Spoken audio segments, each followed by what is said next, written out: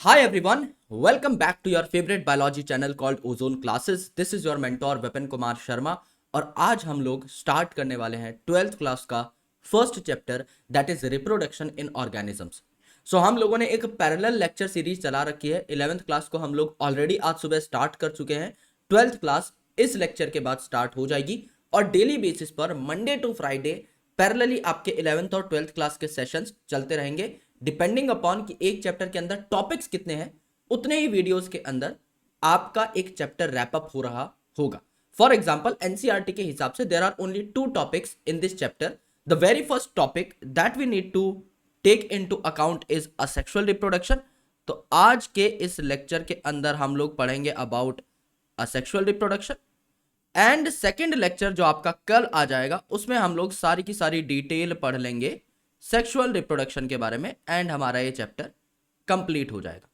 Similarly आने वाले chapter में लेट्स से अगर 10 टॉपिक्स हैं तो 10 दिन के अंदर हम छोटे छोटे फ्रेगमेंट्स में एक एक घंटे के लेक्चर्स बना करके उन टॉपिक्स को कंप्लीट कर रहे होंगे, उस पूरे चैप्टर के पीवाईक्यूज को भी एनालाइज कर रहे होंगे। सो प्लीज मेक श्योर आप इस सीरीज को निरंतर देखते रहें, लगातार देखते रहें, अपने नोट्स बनाते रहें और बहुत अच्छे तरीके से सारी चीजों को करते रहें जो मैं आपको बता रहा हूं for the next coming months, जिससे आप 360 ऑन 360 स्कोर कर सके। अब सीधा बढ़ते हैं कंसेप्ट की तरफ और स्टार्ट करते हैं हमारा chapter called reproduction in organisms.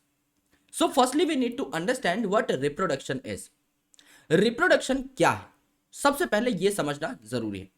तो रिप्रोडक्शन क्या है मेरे दोस्त? एक बायोलॉजिकल प्रोसेस है। Reproduction is a biological process by which, जिसके द्वारा, एक ऐसा प्रोसेस जिसके द्वारा parents use to give rise to their progenies. यानी एक ऐसा मेथड, एक ऐसा बायोलॉजिकल प्रोसेस जिससे जो पेरेंट्स हैं वो अपनी प्रोजेनीज को जन्म दे सके, यानी बच्चे पैदा कर सके, उसे हम क्या कहते हैं? रिप्रोडक्शन कहते हैं। ऑलराइट, अब ये जो बच्चे हैं इनकी डेथ हो सकती है, लेकिन क्या एक स्पीसीज जो है उसकी डेथ इतनी जल्दी हो सकती है? हमें उस बारे में चर्चा करनी है। यानी ऑर्गेनिज्म जो है इनकी डेथ हो सकती है because death is a universal truth, है ना? Death is a universal truth. सबकी मृत्यु निश्चित है एक्सेप्ट अ फ्यू ऑर्गेनिज्म जिनके बारे में हम लोग बात करेंगे। तो ये एक प्राकृतिक सत्य है कि आपकी डेथ होना निश्चित है, लेकिन स्पीसीज जो है ये सरवाइव करती रहती है। लेट्स से मेरे दादाजी ने एक पेड़ उगाया आम का। सो मेरे दादाजी जो थे ग्रैंडफादर, वो भी मैंगो खाते थे, लेकिन समझ लीजिए कि ये मैंगो का जो प्लांट है ये अब नहीं रहा। लेकिन इस मैंगो के प्लांट से जो बच्चे निकले, यानी इस मैंगो ने जब रिप्रोड्यूस किया तो इसकी जो प्रोजेनीज निकली वो तो जिंदा है। यानी ये मैंगो का पेड़ खत्म हो गया लेकिन मैंगो खत्म नहीं हुए, मैंगो एज अ स्पीसीज खत्म नहीं हुई। तो ये जो है अपने बच्चे छोड़कर गया इस धरती के ऊपर। उन मैंगो को जो है दादाजी की, ग्रैंडफादर की अगली जनरेशन ने खाया, यानी हमारे पिताजी, ताऊजी, इन सब लोगों ने खाया, फादर साहब ने खाया। और अब इस मैंगो के जो बच्चे हैं इनको मैं खा रहा हूं, है ना? इनको मैं खा रहा हूं। यानी अल्टीमेटली क्या है ना, ह्यूमंस खत्म हुए, दादाजी की डेथ हो चुकी है, लेकिन तब भी होमोसैपियंस जिंदा है। क्यों? क्योंकि उन्होंने रिप्रोड्यूस करके अपनी प्रोजेनीज तैयार कर दी थी। फिर मेरे फादर साहब ने रिप्रोड्यूस करके अपनी प्रोजेनीज तैयार कर दी, मैं रिप्रोड्यूस करके अपनी प्रोजेनीज तैयार करूंगा। सो जिस टाइम पे मेरी डेथ हो जाएगी उस टाइम पर ऐसा नहीं है कि समस्त संसार में से सारे के सारे ह्यूमन बींग्स ही गायब हो जाएंगे। I am not the last one and I was not the first one. मुझसे पहले भी ह्यूमंस थे और मेरे बाद भी ह्यूमंस रहेंगे। सो ये जो रिप्रोडक्शन का प्रोसेस है ये हमें एक कंटिन्यूएशन प्रोवाइड करता है। यानी reproduction ensures the continuity of species generation after generation. क्या लिख सकते हो? Reproduction ensures continuity of species generation after generation, generation after generation. क्या हुआ मेरे दोस्त यहां पर? कि एक आम का पेड़ खत्म हो सकता है लेकिन अगली जनरेशन भी आम खाएगी क्योंकि उस आम ने रिप्रोड्यूस कर लिया था, राइट। एक ह्यूमन खत्म हो सकता है लेकिन आगे और ह्यूमंस जन्म ले लेंगे। सो रिप्रोडक्शन क्या है, एक स्पीसीज की कंटिन्यूएशन को बरकरार रखता है अनटिल एंड अनलेस कि ये स्पीसीज एक्सटिंक्ट ही ना हो जाए। अगर पूरी स्पीसीज ही खत्म हो गई अर्थ पे से तो भैया एकदम काम तमाम हो जाएगा। Until and unless the species gets extinct. और ये स्पीसीज अलग अलग तरीके से एक्सटिंक्ट हो सकती हैं, यानी इनके एक्सटिंक्शन के काफी सारे कारण हो सकते हैं।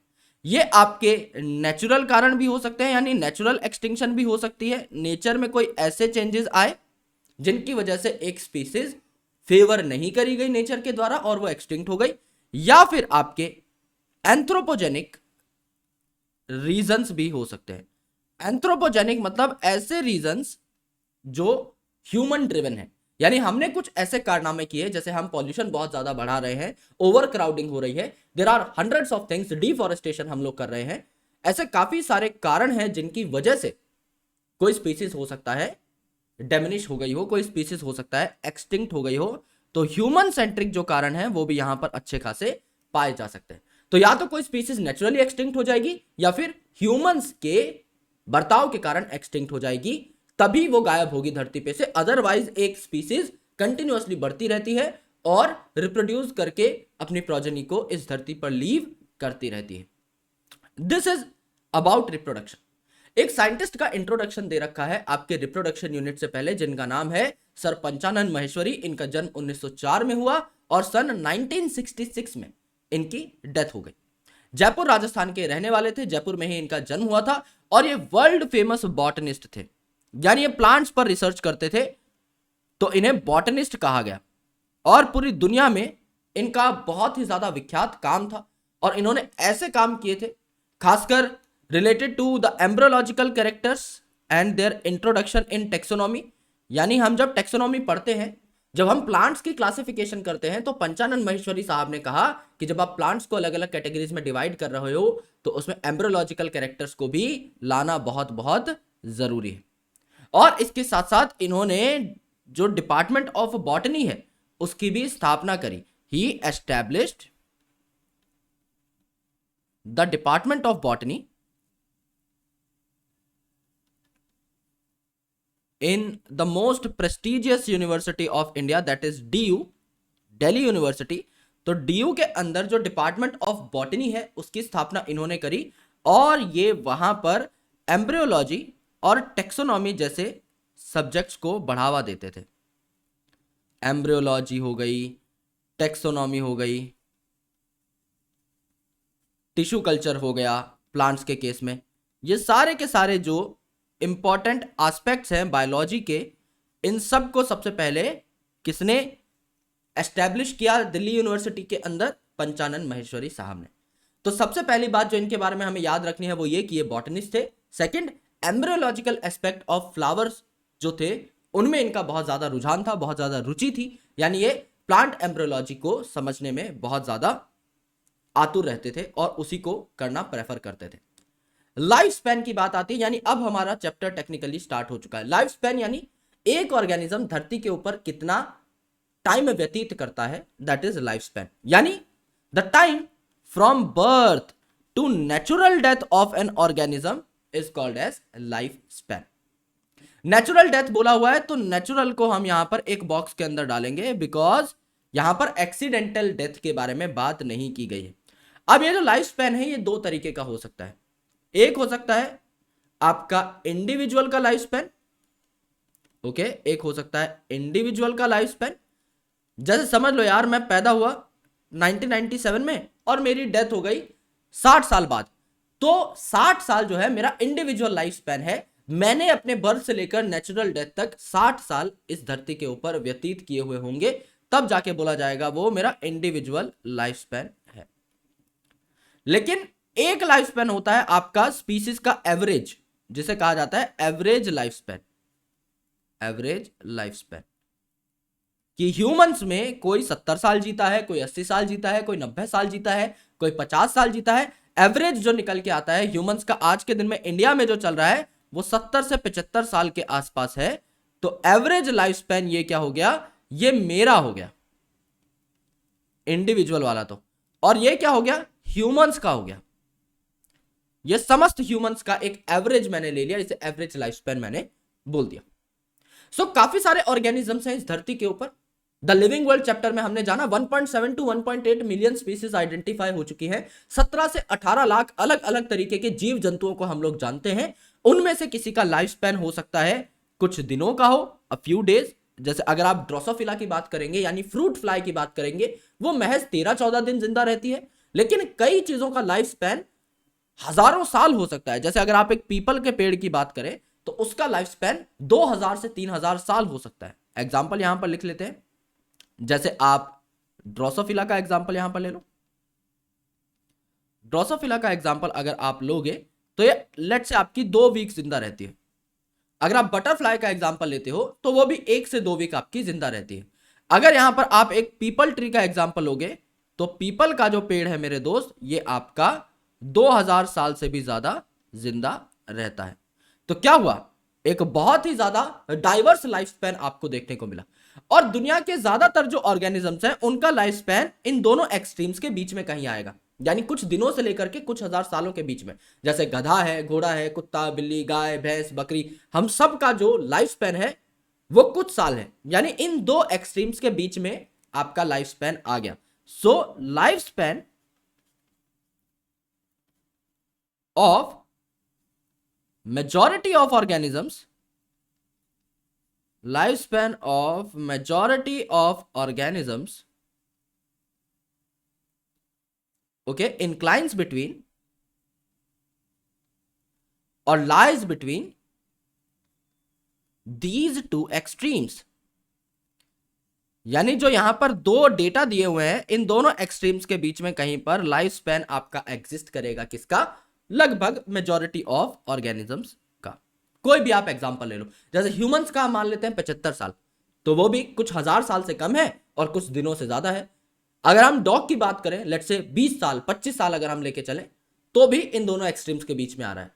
अगर हम टॉर्टॉइस की बात करें 150 से 200 साल, तो वो भी इन दोनों एक्सट्रीम्स के बीच में आ रहा है। तो ज्यादातर जो आपके जीव जंतु हैं उनका लाइफ स्पैन इन दोनों एक्सट्रीम्स के बीच में आएगा। अब कोई ऑर्गेनिज्म इमॉर्टल नहीं है, यानी कोई भी ऑर्गेनिज्म अमर नहीं है, सबको मरना होगा, but except single celled organisms. क्यों, अब यहां पर मैं आपको एक लॉजिक दूंगा जो सुनकर हो सकता है शायद आपके होश उड़ जाए। सिंगल सेल्ड ऑर्गेनिजम्स क्यों नहीं मर सकते? देखो यार, मैं एक सिंगल सेल्ड ऑर्गेनिज्म आप लोगों के सामने बना देता हूं। लेट्स से ये एक अमीबा है, ये एक अमीबा है। अब ये अमीबा जब रिप्रोड्यूस करता है तो क्या ये 2 डॉटर अमीबा बना लेगा? बिल्कुल बना लेगा, है ना, ये 2 डॉटर अमीबा बना लेगा। तो एक पेरेंट अमीबा से क्या हुआ, 2 डॉटर अमीबा तैयार हो गए, 2 डॉटर अमीबा तैयार हो गए। तो इसको हम लोग क्या लिख देते हैं, इसको हम लोग लिख देते हैं पेरेंट अमीबा, और इन दोनों का हम लोग लिख देते हैं डॉटर अमीबा या डॉटर अमीबे, है ना, मल्टीपल हो गए ना, डॉटर अमीबे। अब देखो मेरे भाई, पेरेंट से डॉटर बन गई तो पेरेंट कहां गया? देखो, एक बड़ा सेल था, ये टूट करके 2 सेल में कन्वर्ट हो गया, तो दोनों तो डॉटर बनी, पेरेंट गया कहां? पिताजी कहां है? उसने तो डिवाइड होकर के 2 डॉटर सेल बना ली। तो पेरेंट जो है ये आपका कहां गया? अगर कोई पूछे तो बताओ कहां गया? Is there any existence? Is there any physical existence of this parent? क्या इस पेरेंट की कोई फिजिकल एग्जिस्टेंस है? Is there any physical existence of this parent? The answer is no. मेरे भाई ये एग्जिस्ट थोड़ी कर रहा है, पेरेंट ने तो डिवाइड करके 2 डॉटर सेल बना लिए, पेरेंट तो गायब हो गया। अगर कोई चीज दुनिया में है ही नहीं, अगर उसकी कोई फिजिकल एग्जिस्टेंस ही नहीं है, तो वो मरेगा कैसे? Therefore it can not die, therefore ये मर नहीं सकता। क्यों? क्योंकि तुम्हें मिलेगा ही नहीं तो मारोगे कैसे? कुछ बचेगा तब मरेगा ना। अगर एक सेल है उसने 2 सेल बना दिए तो पहले वाला सेल तो बचा ही नहीं, तो उसको मारोगे कैसे? 2 डॉटर सेल हैं, मरने से पहले ये डिवाइड कर जाएंगे, तो पेरेंट की कोई एग्जिस्टेंस नहीं है, तो इसको आप टेक्निकली बायोलॉजिकल टर्म्स में नहीं मार सकते, क्योंकि इसकी कोई फिजिकल एग्जिस्टेंस है ही नहीं। तो ये बात आपको याद करनी है कि no organism is immortal except single celled organisms, for example amoeba, जो कि डिवाइड करके 2 डॉटर सेल बना लेती है। अब कुछ लाइफ स्पैन्स आपको यहां पर देखने हैं, इनमें से हम कुछ इन्फेरेंसेस निकालेंगे, यानी कुछ कंक्लूजन्स निकालेंगे which are very very important. जैसे एलिफेंट जो है ये लगभग 60 से 65 साल जिंदा रह सकता है। यहीं पर अगर आप देखोगे तो क्रोकोडाइल भी लगभग आपका 60 साल के आसपास जिंदा रहता है, और हॉर्स भी आपका लगभग 60 साल के आसपास जिंदा रहता है। अब एक चीज देखो, एलिफेंट, क्रोकोडाइल और हॉर्स तीनों 60-60 साल के आसपास जिंदा है, पर इनके साइज में कितना फर्क है? क्रोकोडाइल कितना अलग दिखता है, हाथी कितना बड़ा है, घोड़ा कितना अलग है। यानी life span do not have a correlation with size, do not have a correlation with size of an organism. यानी हाथी, घोड़ा और क्रोकोडाइल दिखने में बहुत डिफरेंट है, लेकिन इनका लाइफ स्पैन सेम है। वहीं पर चिड़िया का साइज जो है सेम सेम होता है। जैसे अगर आप एक क्रो को देखोगे तो इसका साइज आपका पैरट जितना ही होता है, लेकिन यहां पर अगर आप देखोगे तो क्रो का जो लाइफ स्पैन है वो 15 साल है, जबकि पैरट का लाइफ स्पैन 140 साल है। 10 गुना का फर्क है, 10 गुना का फर्क है। पैरट 125 साल ज्यादा जीता है as compare to that of crow. यानी साइज का जेन्युइनली कोई भी इंपैक्ट नहीं पड़ता लाइफ स्पैन में। ऐसा कोई भी एविडेंस नहीं है जो हमें यह बता दे कि अगर कोई ऑर्गेनिज्म बड़ा है साइज में तो उसका लाइफ स्पैन ज्यादा होगा। यह केस ही नहीं बनता। जैसे आपने देखा क्रोकोडाइल का, आपका हॉर्स का और एलिफेंट का लाइफ स्पैन सेम है साइज अलग अलग होने के बावजूद, और क्रो का और पैरट का साइज सेम है लेकिन उनका लाइफ स्पैन बहुत ज्यादा डिफरेंट है, 10 गुना का फर्क है। रोज के अगर आप बुश की बात करें, यानी हम रोज के फ्लावर की बात नहीं कर रहे, उसकी झाड़ी की बात कर रहे हैं, तो लगभग 5 से 7 साल उसकी लाइफ स्पैन होती है। ये एक मोटा मोटा लाइफ स्पैन है ना, ये आपसे पूछा नहीं जाता। आप इसमें 5-6 साल का हेर फेर भी कर सकते हो अगर किसी का लाइफ स्पैन बहुत ज्यादा है तो। जैसे टॉर्टोइस का 100 से 150 साल लिखा हुआ है, तुम 160 भी लिख दोगे तो कोई कुछ उखाड़ेगा नहीं तुम्हारा। बनियान ट्री 200 साल लिखा हुआ है, 250 साल, 250 साल भी लिख दोगे, 150 भी लिख दोगे तो भी चलेगा। क्योंकि ऐसा नहीं है कि भाई बनियान ट्री 200 साल का होते ही बोलेगा चलो भाई मरने का वक्त हो गया, चलो भाई बाय बाय चलते हैं। या कोई डॉग है वो 20 साल का होते ही बोलेगा चलो भैया हम तो जा रहे हैं। हो सकता है 15 साल ही जिए, हो सकता है 25 साल जी जाए, राइट। इसी तरीके से बटरफ्लाई का आपका 1 से 2 वीक का लाइफ स्पैन है। फ्रूट फ्लाई का यानी आपका ड्रोसोफिला का 2 वीक का लाइफ स्पैन है। राइस की फसल 4 महीने में पक जाती है, फिर इसको आप काट देते हो तो 4 महीने का लाइफ स्पैन है। टॉर्टोइज बहुत ज्यादा साल जिंदा रहता है, 100 से 150 साल। बनियान ट्री आपका 200 साल जिंदा रहता है। और यहां पर अगर आप देखो गाय को तो 20 से 25 साल जिंदा रहती है। बनाना को अगर आप देखोगे 25 साल जिंदा रहता है। यानी काव और बनाना भी देखो कितना डिफरेंट है, लेकिन इनका लाइफ स्पैन लगभग लगभग कॉमन सा है। तो यहां से हमें बस यही इन्फेरेंस निकालना था कि किसी ऑर्गेनिज्म का साइज अगर दूसरे ऑर्गेनिज्म से सिमिलर है, इट डज नॉट मीन कि उनका लाइफ स्पैन भी एक जैसा होगा। और अगर साइज बहुत ज्यादा डिफरेंट है तो जरूरी नहीं कि उनका लाइफ स्पैन बहुत ज्यादा डिफरेंट होगा। There could be a lot of cases life span का साइज से कोई लेना देना नहीं है। ऑलराइट, अब बात करते हैं रिप्रोडक्शन की। हमारे जो पेरेंट्स हैं उन्होंने ऑफस्प्रिंग्स को गिव राइज किया, यानी हमें पैदा किया, और आने वाले टाइम में हम भी ग्रो करेंगे, मैच्योर करेंगे। रिप्रोडक्टिव ऑर्गन्स जब हमारे मैच्योर हो जाएंगे हम भी रिप्रोड्यूस करेंगे, and this cycle repeats itself, है ना। यानी क्या हो जाएगा, एक पर्टिकुलर ऑर्गेनिज्म जो है उसने बच्चे पैदा किए, फिर उसके बच्चे भी जो है वो बड़े होंगे, मैच्योर होंगे और बच्चे पैदा करेंगे, और ये साइकिल चलती चली जाएगी। इसीलिए एक स्पीसीज कंटिन्यूअसली बढ़ती चली जाती है जब तक कि वो एक्सटिंक्ट ना हो जाए।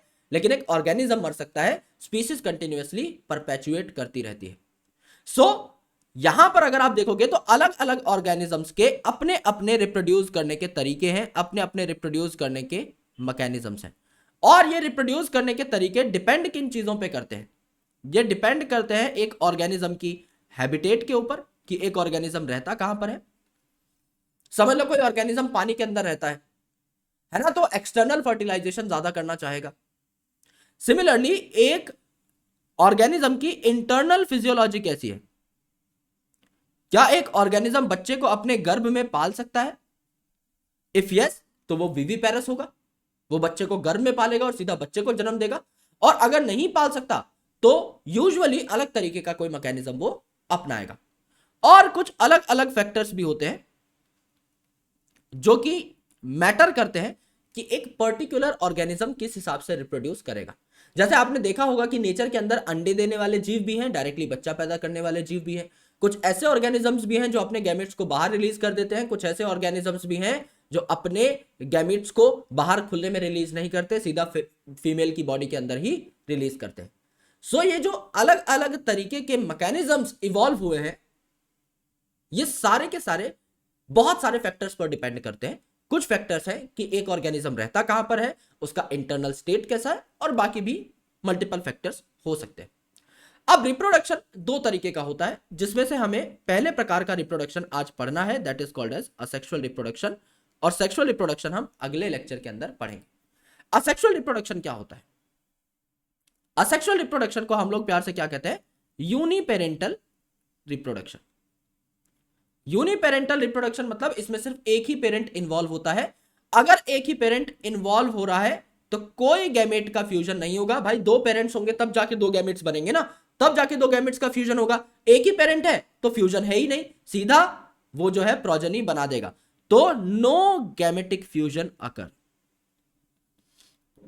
नो गैमेटिक फ्यूजन अकर। जबकि क्या गैमेट फॉर्मेशन हो सकता है? यहां पर गैमेट मे और मे नॉट बी फाउंड। अब आप सोचोगे सर ये क्या बात हो गई, गैमेट बनेंगे कैसे? मेरे भाई हो सकता है एक पर्टिकुलर प्लांट हो जिसमें गैमेट बन रहे हो पर फ्यूज ना करें, वो प्लांट असेक्सुअली रिप्रोड्यूस कर ले। Let's take a reference, let's take a beautiful reference. यहां पर मैं एक प्यारा सा रोज का प्लांट बना देता हूं, है ना, रोज का प्लांट बना देता हूं। अब ये जो रोज का फ्लावर है, अब ये फ्लावरिंग प्लांट है, तो इस फ्लावर पर जाहिर सी बात है कि क्या हो रखा होगा, आपके रिप्रोडक्टिव ऑर्गन्स भी होंगे, है ना। यानी यहां पर क्या हो रखा होगा, आपके रिप्रोडक्टिव ऑर्गन्स भी होंगे, आपका male plus female reproductive organs होंगे, तो मेल और फीमेल गैमेट्स भी बनेंगे, जाहिर सी बात है। बट आपने क्या किया, आपने एक डाली तोड़ ली इस प्लांट की, आपने एक डाली तोड़ ली और ये डाली कट करके आपने जमीन में बो दी, आपने डाली कट करके जमीन में उगा दी, है ना, सोन इन सॉइल। तो अगर ये आपने सॉइल में लगा दी, it makes a rose plant, ये कंप्लीट रोज प्लांट बना लेगा। यानी क्या हुआ मेरे दोस्त, रोज का प्लांट तो बन गया और आपने डाली काटी, यानी आपने असेक्सुअल रिप्रोडक्शन कराया, कोई गैमेट का फ्यूजन नहीं हुआ, लेकिन गैमेट्स तो बन ही रहे थे ना, आपने यूज नहीं किया वो अलग बात है। और हो सकता है कोई ऐसा प्लांट हो जिसमें गैमेट ना बन रहे हो और उसमें आप डाली काट दो, तो गैमेट हो सकता है बने भी ना भी बने, बट वो फ्यूज नहीं होंगे, फ्यूजन नहीं होगी, इस बात की गारंटी है, क्योंकि फ्यूज होते ही तो सेक्सुअल रिप्रोडक्शन कहलाएगा ना वो, तो फ्यूजन नहीं होगी इस बात की गारंटी है। बट आपके बन सकते हैं, गैमेट्स बन जरूर सकते हैं, राइट। सिमिलरली आपका जो असेक्सुअल रिप्रोडक्शन था, इसी तरीके से सेक्सुअल रिप्रोडक्शन में छोटे मोटे डिफरेंसेस हमें देखने हैं। ये बाय पेरेंटल रिप्रोडक्शन होता है। बाय पेरेंटल रिप्रोडक्शन मतलब दो अलग अलग आपके ऑर्गेनिजम्स होंगे यहां पर, जिनके गैमेट्स साथ में फ्यूज करेंगे, और फ्यूज करेंगे तो बनेंगे, तो जाहिर है ही, तो लिखने की बात है नहीं, right. Gametes will be fused, gametic fusion occur, gametic fusion occur. अब यहां पर अगर यूनिपेरेंटल आपका रिप्रोडक्शन हो रहा है, तो एक पेरेंट से सीधा सीधा प्रोजेनी बन गई, तो 100% सिमिलर प्रोजेनी आपकी बनती है, जिसे क्लोन कहा जाता है। 100% similar progeny formed, 100% similar progeny formed, alright. और सेक्सुअल रिप्रोडक्शन में दो अलग अलग ऑर्गेनिजम्स का गैमेट आकर के फ्यूज कर रहा है। अगर गैमेट की फ्यूजन हो रही है तो कुछ कैरेक्टर एक गैमेट में होंगे, कुछ कैरेक्टर दूसरे में, जब फ्यूज होंगे तो ज्यादा वेरिएशंस आएंगी, तो यहां पर आपकी वेरिएबिलिटी ज्यादा होती है। वेरिएबिलिटी आपकी ज्यादा होती है in case of sexual reproduction. ये बातें हमें यहां पर याद रखनी है। अब असेक्सुअल रिप्रोडक्शन में देखो सिंगल पेरेंट इन्वॉल्व है तो क्लोन्स प्रोड्यूस होंगे, जो कि हमने देखा। अब क्लोन्स क्या है? क्लोन्स 100% सिमिलर है टू द पेरेंट, 100% सिमिलर है टू द पेरेंट। लेकिन यह सिमिलैरिटी कैसी है? अगर एक आम का पेड़ है और उससे लेट से आपने डाली काटी है, या एक रोज का फ्लावर है उसमें से आपने कोई डाली ली और जमीन में उगा दी, तो सेम रोज का फ्लावर उगेगा। यानी ये जो सिमिलैरिटी है मॉर्फोलॉजिकल सिमिलैरिटी है, दिखने में एक जैसे होंगे पेरेंट्स और प्रोजेनी। और इसके अलावा मेरे दोस्त यहां पर जेनेटिक सिमिलैरिटी भी होती है, क्योंकि कोई गैमेट का फ्यूजन तो हुआ नहीं, एक ही आपका जो पेरेंट था उसी से प्रोजेनी बन गई, तो 100% उसी का जीनोम आया है, 100% उसी का जेनेटिक मटेरियल आया है, तो आपका जेनेटिक सिमिलैरिटी भी यहां पर होती है, जेनेटिक सिमिलैरिटी भी यहां पर होती है। यानी क्लोन क्या होते हैं? These are morphologically and genetically similar organisms to the parents. जैसा पेरेंट होगा 100% दिखने में भी वैसा, और आपका जेनेटिकली भी वैसा जो बच्चा बनेगा, इसे हम क्या कहेंगे? क्लोन कहेंगे। अब असेक्सुअल रिप्रोडक्शन जो है अलग अलग टाइप का हो सकता है, एक आधा इसका एग्जांपल लेते हैं। सबसे पहले असेक्सुअल रिप्रोडक्शन ना लोअर ऑर्गेनिजम्स में थोड़ा ज्यादा कॉमन है, क्योंकि हायर ऑर्गेनिजम्स में वेरिएबिलिटी की बहुत ज्यादा जरूरत है, अडेप्टेबिलिटी की बहुत ज्यादा जरूरत है, उनको सर्वाइव करना है दोस्त, उनको काफी सारे फैक्टर से लड़ना है। नेचर में कोई भी चेंज आएगा तो उनके प्रति जो हायर ऑर्गेनिजम्स हैं उनको तैयार रहना है, तो उनको सेक्सुअल रिप्रोड्यूस करके दिखाना पड़ेगा। लेकिन कोई लोअर ऑर्गेनिज्म जो है जिसमें एक सेल है, ये टूट करके 2 सेल बन गया, कोई नॉर्मल सी चीज हो रही है, तो असेक्सुअल रिप्रोडक्शन वहां पर हो सकता है। तो सिंगल सेल्ड ऑर्गेनिजम्स जो है, ऐसे ऑर्गेनिज्म जिनमें सिर्फ एक सेल है, या कोई सिंपल प्लांट और एनिमल है, कॉम्प्लेक्स नहीं, सिंपल अगर आपका कोई एनिमल है तो उसके अंदर क्या हो सकता है? असेक्सुअल रिप्रोडक्शन हो सकता है। जैसे सिंगल सेल्ड ऑर्गेनिजम्स की अगर आप बात करो तो 2 किंगडम्स हैं, एक तो आपकी बैक्टीरिया की किंगडम, किंगडम मोनेरा, एंड आपका प्रोटिस्टा।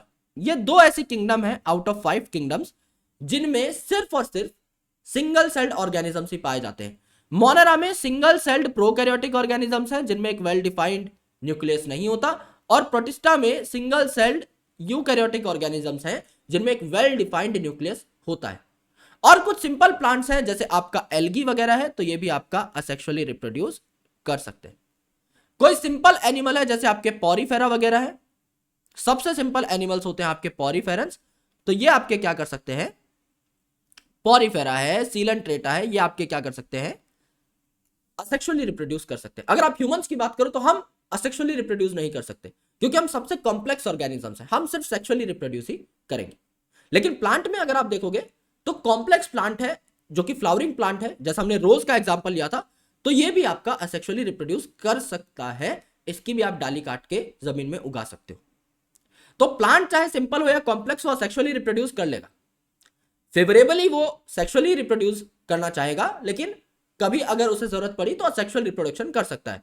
एनिमल्स में सिर्फ सिंपल एनिमल्स कर सकते हैं asexual reproduction, complex animals usually asexual reproduction को हाथ नहीं लगाते, वो सिर्फ सेक्सुअली रिप्रोड्यूस ही करते हैं। जैसे यहां पर देखो अमीबा है और पैरामीशियम है, तो अमीबा और पैरामीशियम जैसा मैंने आपको बनाकर दिखाया था, यहां पर देखो जैसा मैंने आपको बनाकर दिखाया था, अमीबा 2 टुकड़ों में टूट गया, तो 2 टुकड़ों में टूटा है, तो what kind of fission it is? It is a binary fission, है ना? It is a binary fission. यहां पर अमीबा और पैरामीशियम 2 टुकड़ों में टूट सकते हैं, एक सेल था वो क्वेंच हुआ, 2 टुकड़ों में टूटा और 2 नए ऑर्गेनिजम्स बन गए, 2 नए अमीबा बन गए या 2 नए पैरामीशियम बन गए। ईस्ट जो है इसमें बडिंग होती है, यानी एक जो ईस्ट है ना, एक बड़ा जो सेल है इसके ऊपर एक छोटा सा बड बन जाएगा, एक छोटा सा सेल बन जाएगा, और वो सेल बाद में डिटैच हो जाएगा फ्रॉम द पेरेंट ईस्ट, और वो छोटा सा जो बड ईस्ट है वो डेवलप कर नया ईस्ट बना लेगा, दैट्स कॉल्ड बडिंग। अमीबा के अंदर एक स्पेसिफिक तरीके का असेक्सुअल रिप्रोडक्शन देखने को मिलता है इन अनफेवरेबल कंडीशन। समझ लो अगर ऐसी कंडीशन आ चुकी हैं जो कि फेवरेबल नहीं है, तो क्या करेगा आपका अमीबा? अगर कंडीशंस अनफेवरेबल है मेरे दोस्त, कंडीशंस जर्मिनेट करने लायक नहीं है, तो ये अंडरग्राउंड हो जाता है, यानी अपने आप को सेव कर लेता है। अब अमीबा जो है इसमें फॉल्स फीट है, इसको क्या कहा जाता है, सूडोपोडिया, है ना। तो सबसे पहले अमीबा क्या करता है, सूडोपोडिया को विड्रॉ कर लेता है। तो सबसे पहले अमीबा क्या करेगा, it withdraws its pseudopodia, it withdraws its pseudopodia, ठीक है। तो ये जो सूडोपोडिया जैसा इररेगुलर स्ट्रक्चर था ये विड्रॉ कर लिया, तो अंदर का स्ट्रक्चर आपका गोल गोल बचा, उसके ऊपर 3 लेयर लग जाएंगे, उसके ऊपर 3 लेयर लग जाएंगे। इन 3 लेयर की वॉल को क्या कहा जाता है, सिस्ट कहा जाता है। और इस सिस्ट बनने के प्रोसेस को हम लोग क्या कहेंगे, एनसिस्टेशन, है ना। बीच में सिस्ट वर्ड भी आ रहा है तो हमें क्लियर है, इट्स कॉल्ड एज एनसिस्टेशन। और अब ये जो सिस्ट बन चुकी है कवर, तो बाहर अनफेवरेबल कंडीशन थी, उससे प्रोटेक्शन मिल गई अमीबा को। अंदर जो आपका छोटा सा पार्ट है अमीबा का, ये मल्टीप्लाई करता रहेगा और मल्टीपल फिजन करता रहेगा। It will do multiple fission, और मल्टीपल फिजन करके क्या बना लेगा, मल्टीपल फिजन करके बना लेगा मल्टीपल सूडोपोडियोस्पोर्स, सूडोपोडियोस्पोर्स। और जैसे ही फेवरेबल कंडीशंस आएंगी, बढ़िया कंडीशन आएंगी, ऊपर की जो कवर है, सिस्ट है, ये ब्रेक हो जाएगी और अंदर के सूडोपोडियोस्पोर्स जो है ये क्या हो जाएंगे, बाहर आ जाएंगे, ये आपके बाहर आ जाएंगे। They will be released in favourable conditions, they will be released. ये बात है। तो अनफेवरेबल कंडीशन थी तो इन्होंने अपने ऊपर एक चादर बना ली, जिसको हमने बोला सिस्ट। इस सिस्ट बनने के प्रोसेस को कहा गया एनसिस्टेशन, और अंदर छोटे छोटे मल्टीपल फिजन से सूडोपोडियोस्पोर्स बना लिए। जब फेवरेबल कंडीशन आएगी तो ये चादर टूट जाएगी, सारे सूडोपोडियोस्पोर्स बाहर निकल जाएंगे और रिलीज हो जाएंगे by a process called as sporulation. Sporulation मतलब स्पोर्स को रिलीज करना, तो सूडोपोडियोस्पोर्स यहां पर रिलीज हो जाएंगे, इट्स कॉल्ड एज स्पोर्युलेशन। तो एनसिस्टेशन मतलब चादर ओढ़ लेना, सिस्ट बना लेना। स्पोर्युलेशन मतलब सिस्ट का टूट जाना और स्पोर्स का रिलीज हो जाना। ये स्पेशल कंडीशन आपकी देखने को मिलती है अमीबा में इन अनफेवरेबल कंडीशंस, इसे कहा जाता है एनसिस्टेशन एंड स्पोर्युलेशन। यहां पर कुछ आपके स्ट्रक्चर्स दिखाए हुए हैं which are very very important. जैसे यहां पर देखो आपका पेनिसिलियम है, तो पेनिसिलियम के अंदर कुछ स्पेशल स्ट्रक्चर्स होते हैं जिन्हें क्या कहा जाता है, कोनिडिया। पूछा जाता है पीवाईक्यूज में, काफी क्वेश्चंस आपको मैं आज करा के दिखाऊंगा। अभी बहुत फ्रीक्वेंटली पूछा जाता है कि कोनिडिया आपके कहां पाए जाते हैं। तो ये जो कोनिडिया है, जो एक्सोजिनसली बन रहे हैं, बाहर की साइड बन रहे हैं ना, तो एक्सोजिनसली बनते हैं। तो एक्सोजिनसली बनने वाले जो कोनिडिया है ये पेनिसिलियम में पाए जाते हैं। यहां पर अगर आप देखो हाइड्रा में, तो यहां पर एक छोटा सा बड आपका मौजूद है।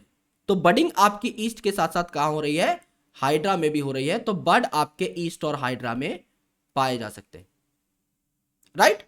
इसके अलावा ये जो स्पंज है, स्पंज मतलब स्पंज को प्यार से आप कह सकते हैं पॉरीफेरा, जो कि सबसे सिंपल एनिमल्स थे ना। एनिमल्स में भी मैंने आपको बताया था कि क्या होता है, असेक्सुअल रिप्रोडक्शन होता है। तो ये जो आपके छोटे छोटे पॉरीफेरंस होते हैं, इनके अंदर कुछ स्पेसिफिक स्ट्रक्चर्स पाए जाते हैं जिन्हें क्या कहा जाता है, गैम्यूल्स। तो ये गैम्यूल्स पाए जाते हैं स्पंज के अंदर या पॉरीफेरा के अंदर। और ये जो क्लेमाइडोमोनास है, इनके अंदर मोटाइल स्पोर्स पाए जाते हैं। ये देखो एक स्पोर है जिसके ऊपर क्या है, आपके 2 फ्लैजला लगे हुए हैं। तो ये स्पोर कैसा है, आपका मोटाइल स्पोर है। इसको हम क्या बोलते हैं, जू स्पोर। तो जू स्पोर पाए जाते हैं आपके क्लेमाइडोमोनास के अंदर। और ये जो जू स्पोर है ये आपके फंगस के अंदर और लोअर लेवल के प्लांट्स के अंदर पाए जाते हैं, एंड एल्गी के अंदर। लोअर लेवल के प्लांट्स कौन है, एल्गी। तो फंगस और एल्गी के अंदर आपके क्या पाए जाते हैं, ये जू स्पोर्स पाए जाते हैं। तो जू स्पोर्स पाए जाते हैं क्लेमाइडोमोनास में। काफी बार मैच द फॉलोइंग का क्वेश्चन आता है। आपका कोनिडिया पाया जाता है पेनिसिलियम के अंदर, बड पाया जाता है हाइड्रा में, और गैम्यूल्स पाए जाते हैं स्पंज में। सबसे इंपॉर्टेंट जो आपका सवाल है वो है आपका गैम्यूल्स वाला है, सबसे ज्यादा पूछा जाता है। गैम्यूल्स पाए जाते हैं आपके स्पंज के अंदर। अब देखते हैं वेजिटेटिव प्रोपेग्यूल्स, यानी जैसे हम एनिमल्स के केस में असेक्सुअल रिप्रोडक्शन टर्म का इस्तेमाल करते हैं, प्लांट में भी यूज कर सकते हैं।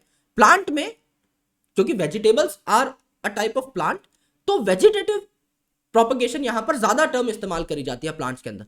और ऐसी चीजें, ऐसे स्ट्रक्चर्स एक पर्टिकुलर प्लांट के जो वेजिटेटिव प्रोपगेशन कराने में हेल्प करे, उन्हें कहा जाता है vegetative प्रोपग्यूल्स।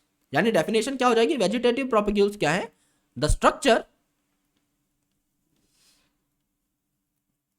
that helps a plant in doing vegetative propagation.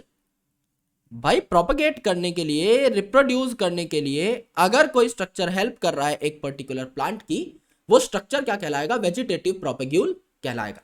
जैसे अगर आपने यहां पर पोटैटो देखा है, तो पोटैटो की जो आईज होती हैं, these are basically adventitious buds, है ना। तो यहां पर ये क्या है? एडवेंटिशियस बड्स है। ओके, जो आई बर्ड्स है, अगर आप एक आलू लोगे और उसकी ये जो आंख है, आईज ऑफ पोटैटो है, इसको निकाल दोगे, जिसे पोटैटो ट्यूबर भी कहा जाता है, तो ये आपकी जमीन में डालने के बाद जर्मिनेट कर सकती है और एक नया आलू का पौधा तैयार कर सकती है। सिमिलरली अगर आप देखो यहां पर जिंजर के अंदर, तो यहां पर कुछ नोड्स हैं, नोड से ही आपकी पत्ती, डाली सब कुछ अराइज होती है। तो यहां पर आपके नोड्स हैं, यहां पर भी आपके बड्स हैं, these are called as rhizomes. Rhizomes, ये राइजोम्स आपके कहां कहां पाए जाते हैं? आपके जिंजर में भी पाए जाते हैं, बनाना वगैरह में भी पाए जाते हैं, जिंजर में भी पाए जाते हैं, बनाना वगैरह में भी पाए जाते हैं। तो ये जो राइजोम्स है, ये यहां पर आपके क्या है? कुछ एडवेंटिशियस बड्स है, जो कि आगे चल के एक जिंजर को या बनाना को गिव राइज कर सकते हैं। सबसे इंपॉर्टेंट है आपका सी, ये आपका कहलाता है बल्बिल। किस प्लांट का? अगेव का, bulbil of agave. Alright, so this bulbil of agave is very important. यहां पर अगर आप देखोगे ब्रायोफिलम, तो ब्रायोफिलम की जो लीफ है, इसकी नॉच पे, यानी लीफ की जो रिम है, जो इसकी बाउंड्री है, जो इसकी पेरीफेरी है, इसके ऊपर कुछ एडवेंटिशियस बड लगे रहते हैं। और ये एडवेंटिशियस बड जब आपके झड़ करके नीचे गिरेंगे जमीन पर, डैम्प सॉइल के कांटेक्ट में आएंगे, यानी कि डैम्प सॉइल यानी पानी के जब कांटेक्ट में आएंगे, तो ये जर्मिनेट कर जाएंगे और नया ब्रायोफिलम तैयार कर लेंगे। राइट, तो यहां पर ये क्या है? आपका ब्रायोफिलम की लीफ है, ब्रायोफिलम की लीफ है ना। और यहां पर आपका ऑफसेट जो है, किसमें पाया जाता है? This one is water hyacinth, जिसे कहा जाता है terror of Bengal, water hyacinth, जिसे टेरर ऑफ बंगाल या फिर आइसोर्निया क्रेसिपिस भी कहा जाता है।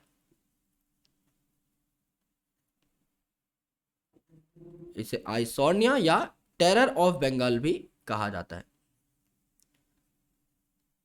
टेरर ऑफ बंगाल भी कहा जाता है। ऑफसेट आपका वाटर हायासिंथ के साथ साथ पिस्टिया के अंदर भी पाया जा सकता है ना। तो ये जो ऑफसेट है, ये आपका वेजिटेटिव प्रोपेग्यूल के फॉर्म में पिस्टिया के अंदर भी पाया जाता है, वो भी पानी में ही मिलता है। तो जो वाटर हायासिंथ है, इसको टेरर ऑफ बंगाल क्यों कहा गया? ये जो वाटर हायासिंथ है, इसके फ्लावर का कलर और इसकी लीफ की शेप काफी खूबसूरत थी।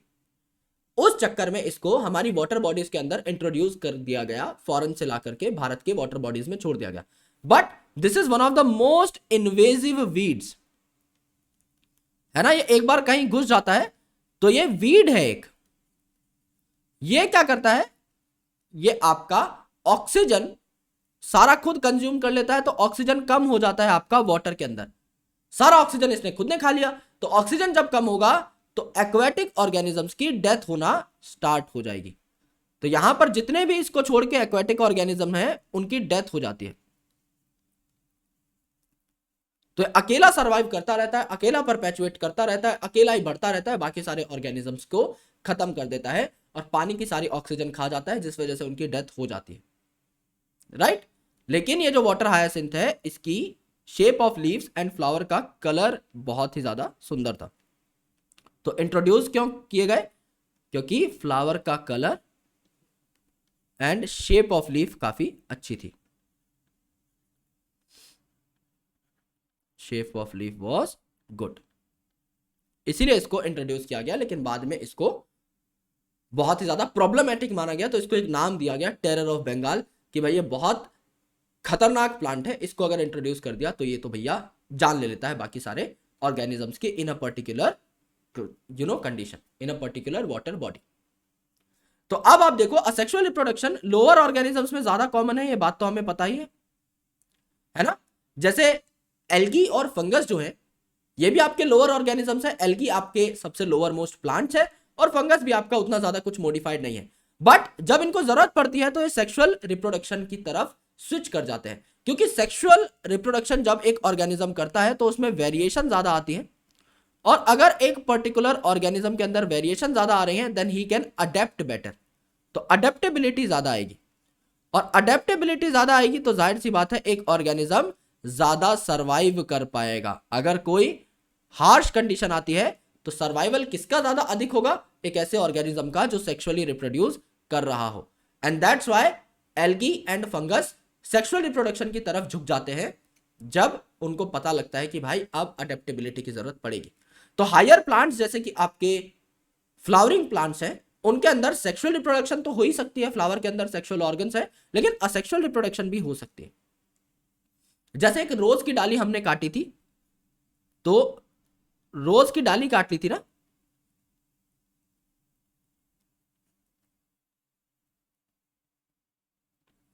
है ना, तो यहां पर क्या हो गया, ये आपका एक एग्जाम्पल हो गया जिससे हमें पता लग गया कि भाई हायर प्लांट्स में भी असेक्सुअल रिप्रोडक्शन हो सकता है, लेकिन हायर एनिमल्स में सिर्फ सेक्सुअल रिप्रोडक्शन होगा। हमारी उंगली काट के जमीन में उगाओगे तो नया विपिन शर्मा नहीं बन जाएगा, दैट्स नॉट पॉसिबल, राइट। तो हमारे अंदर सिर्फ सेक्सुअल रिप्रोडक्शन होती है एट हायर लेवल। अब बात करते हैं मेरे दोस्त कुछ पिछले साल पूछे गए प्रश्नों की, यानी पीवाईक्यू क्वेस्ट की। नथिंग लिव्स फॉरएवर, कुछ भी हमेशा जिंदा नहीं रहता, but life continues, what does it mean. पहली लाइन जो हमने इस चैप्टर में पढ़ी थी कि इंसान जिंदा नहीं रहता, लेकिन अगर आप देखोगे तो होमोसेपियंस चले आ रहे हैं, मेरी डेथ हो सकती है लेकिन ह्यूमंस खत्म नहीं होंगे जब तक हम रिप्रोड्यूस करते जा रहे हैं। तो older die but new are produce due to reproduction, एकदम सही बात है। Nothing can produce without death, गलत बात है। Death has nothing to do with continuation of life, ये भी गलत बात है। Parthenogenesis is must for sexual reproduction, parthenogenesis sexual reproduction दोनों अलग अलग चीजें हैं, दोनों को मिक्स नहीं करेंगे। यहां पर पार्थेनोजेनेसिस पढ़ेंगे नेक्स्ट लेक्चर में, तब आपको समझ में आ जाएगा। यहां पे बस ये कहा गया है कि भाई जो बूढ़ा हो गया है उसकी डेथ हो सकती है, लेकिन उसके जो बच्चे हैं वो तो सरवाइव करेंगे ना। तो एक इंसान अनलिमिटेड टाइम तक अर्थ पर नहीं रह सकता, लेकिन मेरे दोस्त उसके बच्चे रहेंगे, फिर उनके बच्चे हो जाएंगे, फिर उनके बच्चे हो जाएंगे, यानी होमोसेपियन एज अ स्पीसीज बहुत लंबे टाइम तक टिकी हुई है अर्थ के ऊपर और टिकी रहेगी। Offset are produced by, offset जो है ये कहां देखे थे हमने, वाटर हायासिंथ के अंदर देखे थे, राइट। वाटर हायासिंथ में ऑफसेट जो था it's a kind of vegetative propagule. अगर वेजिटेटिव प्रोपेग्यूल है और असेक्सुअल रिप्रोडक्शन हो रही है तो क्या यहां पर मियोसिस का कोई काम है, क्या यहां पर मियोसिस का कोई काम है, नहीं, गैमेट ही नहीं बने। क्या यहां पार्थेनोकार्पी, क्या कोई फ्रूट बन रहा है, जो कार्पी वर्ड आएगा, कार्पी वर्ड हमेशा याद रखना फ्रूट से रिलेटेड है। पार्थेनोजेनेसिस, क्या बिना फर्टिलाइजेशन के कोई ऑर्गेनिज्म बन रहा है, क्या ऐसी कोई बात अभी तक हमने करी है, नहीं। यहां तो असेक्सुअल रिप्रोडक्शन से बन रहा है, यानी माइटोसिस होगी, माइटोटिक डिवीजन आपकी यहां पर हो जाएगी। Which one of the following statement is not correct, कौन सी स्टेटमेंट गलत है। Offspring are produced by asexual reproduction are called clone. भाई ऑफस्प्रिंग जो कि असेक्सुअल रिप्रोडक्शन से बनी है इन्हें क्लोन कह रहे थे हम लोग, बिल्कुल सही बात है।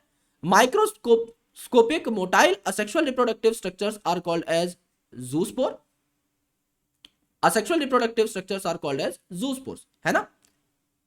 फिर आपका ये बात भी करेक्ट है, जूस्पोर्स आपके मोटाइल थे, उसके ऊपर फ्लैजेला लगे हुए थे, और आपका असेक्सुअल भी थे वो, they are not sexual. In potato banana and ginger the plantlets arise from internodes, मेरे भाई प्लांटलेट्स आपके नोड से अराइज होंगी ना कि इंटरनोड से, है ना, फ्रॉम नोड्स अराइज होंगी। तो हमें हमारी रॉन्ग स्टेटमेंट मिल गई, थर्ड हमारा आंसर है फॉर श्योर, लेकिन फिर भी अगली स्टेटमेंट पढ़ लेते हैं। Water hyacinth growing in standing water drains oxygen from water leads to the death of fishes, सारा ऑक्सीजन खा जाता है वाटर हायासिंथ, इस वजह से आपका फिशेस की डेथ हो जाती है, तो सी आपका करेक्ट हो जाएगा, यही आपकी एक गलत स्टेटमेंट है। In ginger vegetative propagation occurs through, ginger और बनाना में क्या थे आपके, राइजोम थे, बात ही खत्म हो जाती है, एक सेकंड का सवाल था। Which of the following pair is not correctly matched, binary fission, sargassum, sargassum क्या है आप आगे चल के पढ़ोगे कि सार्गासम एक brown alga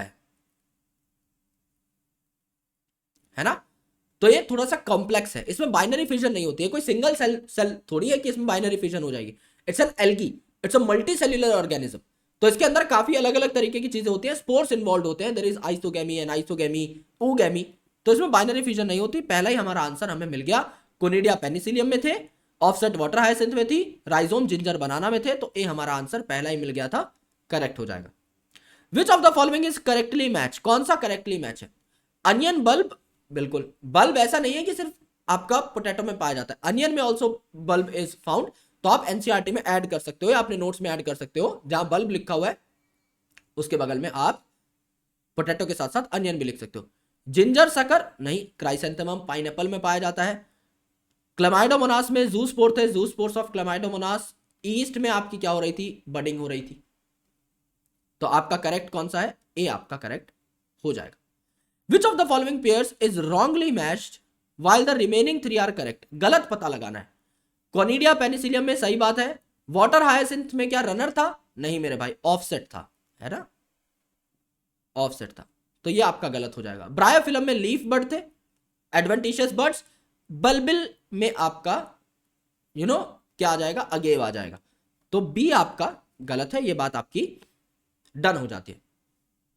the eyes of potato tuber are root bud, shoot bud, flower bud या एक्सिलरी बर्ड। हमने देख लिया था ये एक्सिल पर पाए जा रहे थे, देवर एक्सिलरी बर्ड। हमने अलग से मेंशन भी किया था, सबसे ऊपर लिखा भी रहेगा, आप देखो, है ना। तो दे आर एक्सिलरी और adventitious buds which are found, है ना, ये आपके यहां पर देखने को मिल जाएंगे। Vegetative propagation in pistia occurs by, pistia और आइसोनिया में क्या था? आपका ऑफसेट पाया जा रहा था, बात खत्म हो जाती है। Vegetative reproduction of agave occurs through bulbil of agave, है ना, अभी पढ़ा था थोड़ी देर पहले, बल्बिल ऑफ अगेव। तो कुछ ऐसे क्वेश्चंस हैं जो डायरेक्टली सॉल्व हो जाते हैं। दोस्तों बैच भी बहुत खतरनाक है, called the hyper biologist batch, जो कि पेड है, ये वाला फ्री है।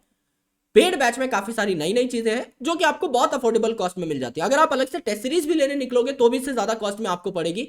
मैं आपको रेकमेंड करूंगा कि आप मेरा हाइपर बायोलॉजिस्ट कोर्स भी ले लो, courses.brillix.io पे से। यह हमारी वेबसाइट है, इसका लिंक आपको डिस्क्रिप्शन में मिल जाएगा। जाओ और 1000 रुपए में पूरी साल पूरी बायोलॉजी पढ़ो, टेस्ट सीरीज मिलेंगी, PYQs, assertion reason questions, everything जो तुम सोच सकते हो वो उस बैच के अंदर है। फिजिक्स केमिस्ट्री के बैचेस भी लॉन्च होने वाले हैं, so please make sure to go and check out our website courses.brillix.io on all possible devices. और मुझे अलग अलग जगह पर फॉलो कर लो, टेलीग्राम पे हमारे ग्रुप को ज्वाइन कर लो, इंस्टाग्राम पर फॉलो कर लो, ब्रिलिक्स ऐप पे फॉलो कर लो। और आज आपका होमवर्क क्या है? आज आपको इस बैच में मैंने जो सिखाया है उसके नोट्स बनाओ हैंड रिटन और ब्रिलिक्स ऐप के ऊपर अपलोड करो। आज शाम तक मैं आप सबके नोट्स चेक करूंगा इकट्ठे, और कमेंट भी करूंगा सबके नोट्स के ऊपर।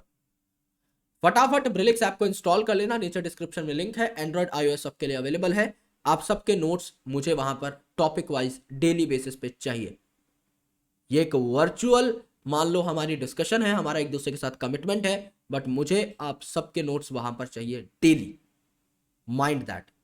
मिलता हूं आपसे अगले लेक्चर के अंदर, जहां पर हम लोग इन चीजों को और आगे बढ़ाएंगे और बेहतर तरीके से हमारे सिलेबस को कंप्लीट करेंगे। Thank you so much, bye bye, take care, lots of love, जय हिंद। आपको ये वीडियो अच्छी लगी हो तो इसे लाइक कर देना, अपने दोस्तों के साथ इस वीडियो को शेयर कर देना। शुक्रिया, मिलता हूं अगले लेसन के अंदर, बाय।